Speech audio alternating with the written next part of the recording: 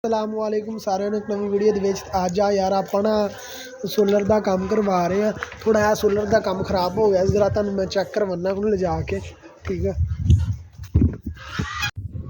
Uncle हुणी मैं set करन दे उत्थे मेरे अपना उनकी वायर खराब हो गया, जो स्पार्क लगा होया ना अपना काम इत्थे लाया है अंकल उन्होंने इनू कहते आ ब्रेकर, आ ब्रेकर है ना ये खराब हो गया। ठीक है आ नहीं वो जो उपर लगा हुआ है पहले वाला ब्रेकर खराब हो गया, हूँ नवा ब्रेकर लिया के लावांगे।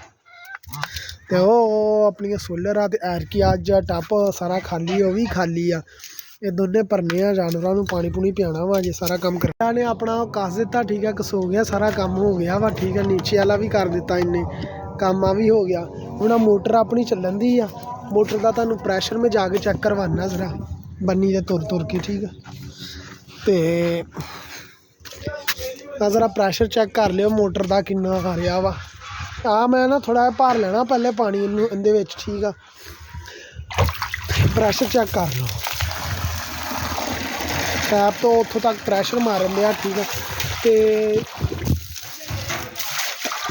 धुप्प इन्नी ज़्यादा नहीं कह सकते, नॉर्मल जी धुप्प आ, उत्थों प्लेटां भी दूर रखियां हुई आपां। ठीक है फिर भी इन्ना प्रैशर दे रही है, गल हैगी आ।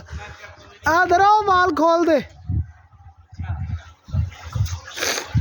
ये इन्ना कोई भरना इन्ना चैक करनी है क्योंकि आ उपरों फट गई सारी, तो चैक करनी है सही है भी है कि नहीं, खराब तो नहीं होगी।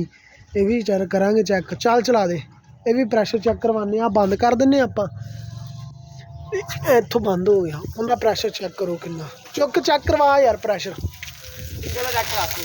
हाँ देख लो सिंगल का वा प्रैशर चंगा अच्छा भला वा, थोड़ा नहीं कह सकते। चैक करो इन्हां तकरीबन घंटे दे विच ना घंटे दे विच आ जिद्दों तक कुंडे लगे आ कुंडे।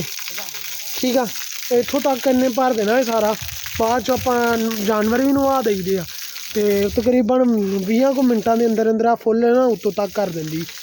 वो देखो प्रैशर कित्थों तक आंदा। बस कर ओए।